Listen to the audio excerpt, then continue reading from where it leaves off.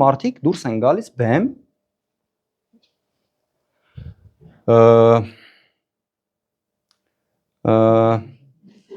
ժողովուրդ եթե ուզում եք լինել հետաքրքիր անգամ ձեր պրոյեկտում ու ձեր ենթակաների աչքի առաջ, ձեր խոսքը պիտի վարակի, կախարդի։ Եթե ինչ-որ մի բանի մասին կարողանում եք պատմել համով, մարդ կա, չէ՞ որ անեկդոտը պատմում է, լսել ես, բայց ծիծաղդ գալիս է։ Առաջնորդները ժամանակակից պիտի ունենան այդ ունակությունը։ Ինչու՞, որովհետև առաջնորդները հիմա